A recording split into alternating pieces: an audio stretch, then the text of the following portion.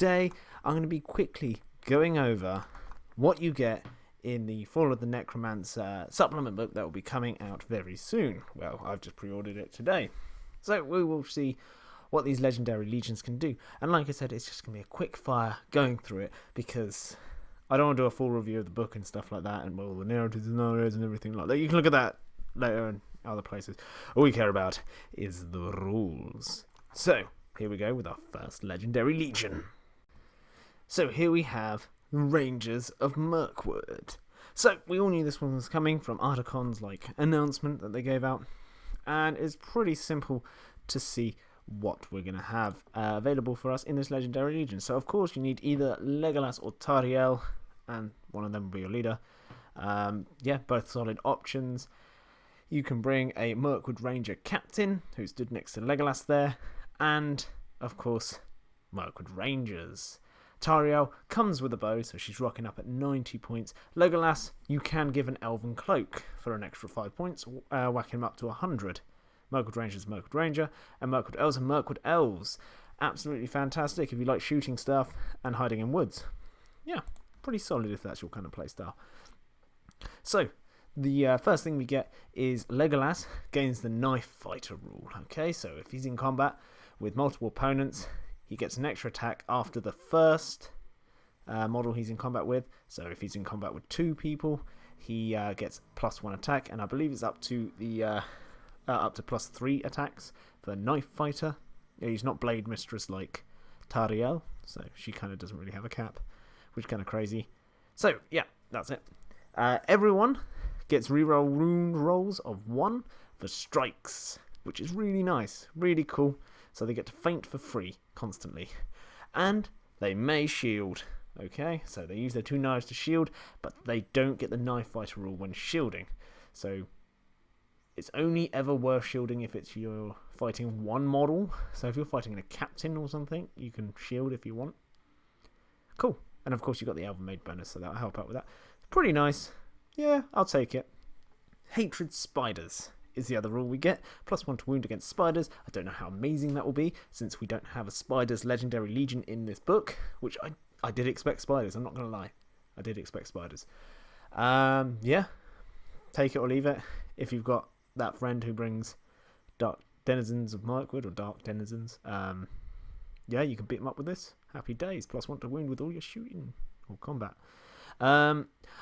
The other thing you get is you get an army-wide 6+ Fury save whilst within 1 inches of the woods or a tree. So if you're hanging them out in trees, not only can you not be seen, but if you can be seen and you get hurt, you get a 6-up shrug, basically. So yeah, like a Fury, as if fate has been spent, which is nice, because it works on your heroes as well. So you get to roll a dice for Legolas. If you roll a 6, you don't have to bother using fate. Yeah, I'll take that. It's quite nice. Yeah. And then the big rule is you get +1 to your dice rolls for the Maelstrom of Battle kind of deployment, so to see if they turn up. Additionally, you get +1 to your roll for random deployments, so what board edge you walk onto. Solid, very Ranger-like. Most of them, like all the other ones before, had been you can either increase your roll by 1 or decrease it by 1, give you a bit more flexibility. This is just +1, so if you roll a 1, it's a 2, so your opponent gets to pick probably where you're going, so it could be good. But on that, a 1 in 3 chance of rolling a 6 basically, so that's not too bad to get deploy wherever you want, because they all say you can deploy wherever you want if you roll a 6. Yeah, overall not a bad legendary legion. The Merckwood Rangers have always been said they're overcosted, and I don't think they are. They've all got elven cloaks.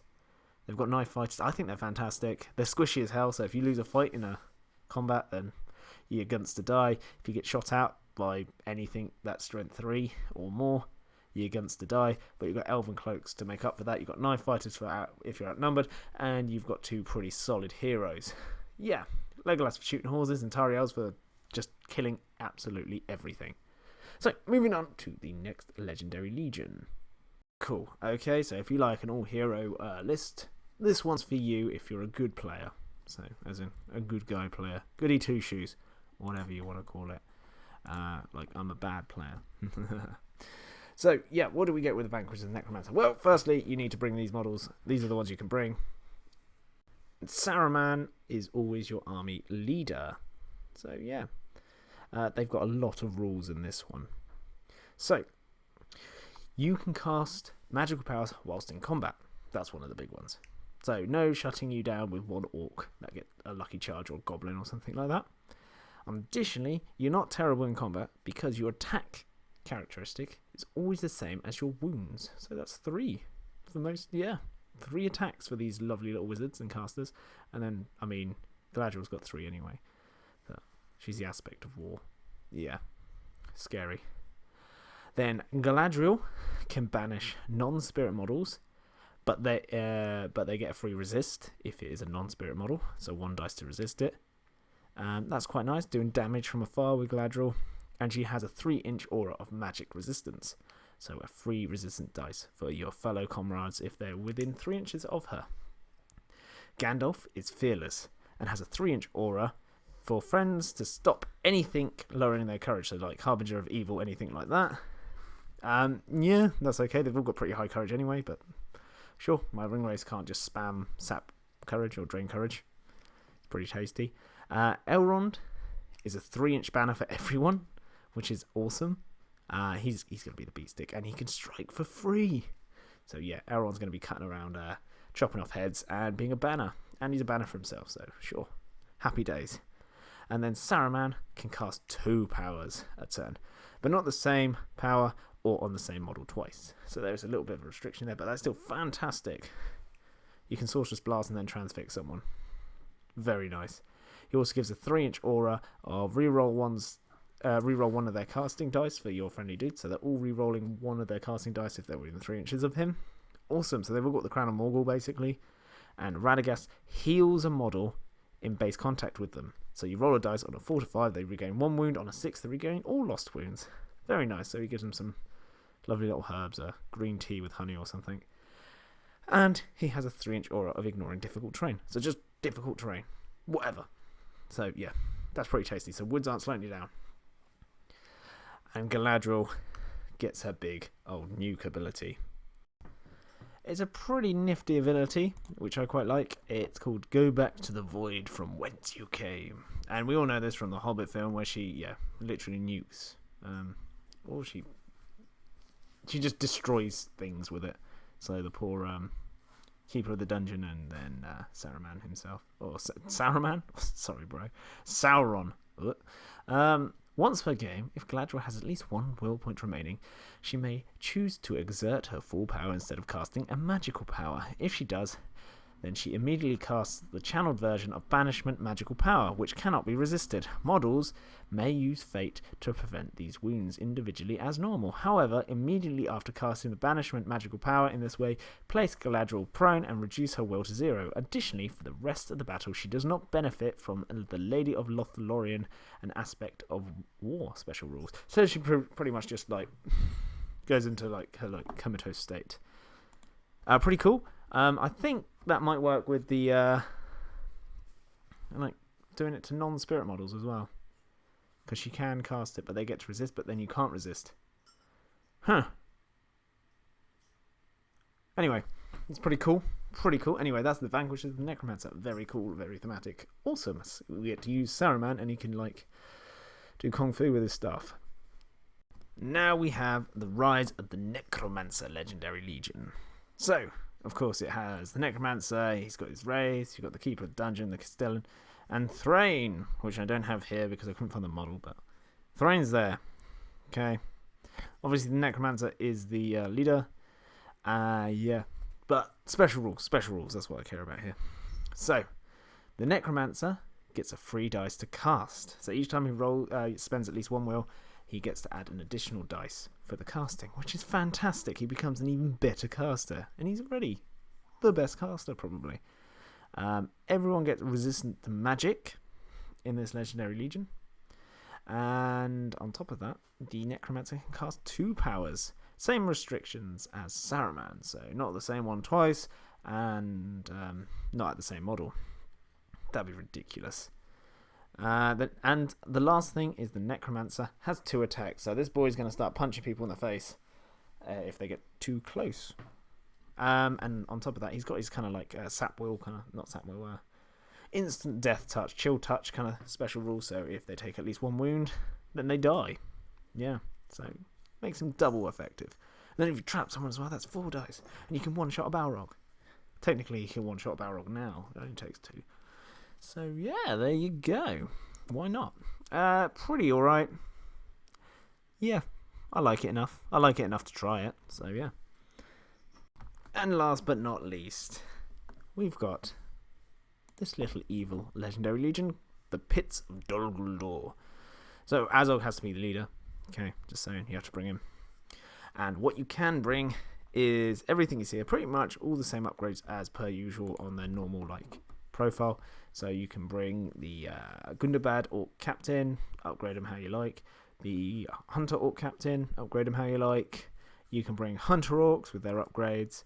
And you can bring the Gundabad Orcs. So yeah, they're usually, I'm going to be bringing them as spears with the Hunter Orcs up front with their, they're kind of like Knife Fighter, a special rule where they get 2 attacks each. And then you've got the 3rd attack behind them with the Spear Sport. And all strength 4, which is rather tasty, but low defense for the guys up front. But who cares about them? They're just orcs. And then, banners. So yeah, this is the first one where you can bring banners, which is quite nice. Yeah, I like that a lot. 𝐸𝐸𝐿 can bring his White Warg, of course, and then you can bring Fel Wargs. Very tasty. Oh, someone wants me. Never mind.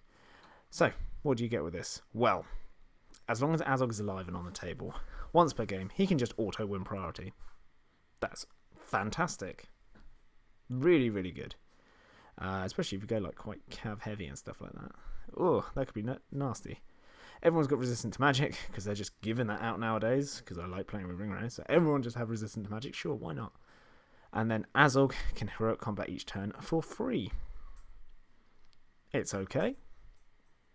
Yeah, there we go. That is all the legendary legions. What do I think? I mean, there's only 4 of them instead of 6 like the other supplements. They're okay. I don't see anything like game breaking really here. I mean, the Rangers of Merckwood, they're just shooty, and shooty armies are just always horrible to face in the right scenario. But then the elves on top of that, so I think, yeah.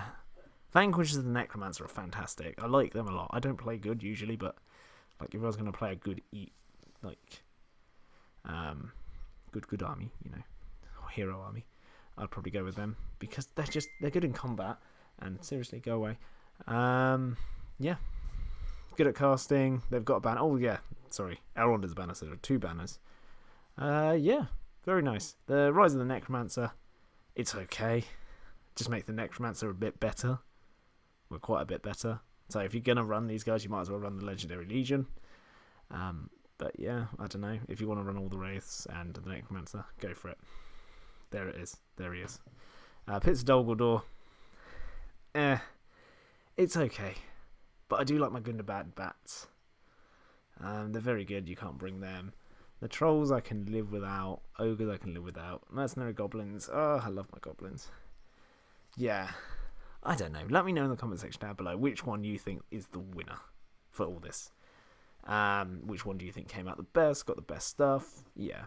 I'm going to put my vote. I think the good Legendary Legions are better than the 2 evil, in my honest opinion. Just from this is first time seeing it. Haven't played it yet, but I will be playing all 4 of these, and then I'll probably do a follow-up video with that. But yeah, that's it. Anyway, if you like the video, do consider liking. And if you're feeling especially saintly today, do consider subscribing. I can talk. But even if you don't do either of those things, I still hope you have an absolutely fantastic day, and I'll see you in my next video. Goodbye.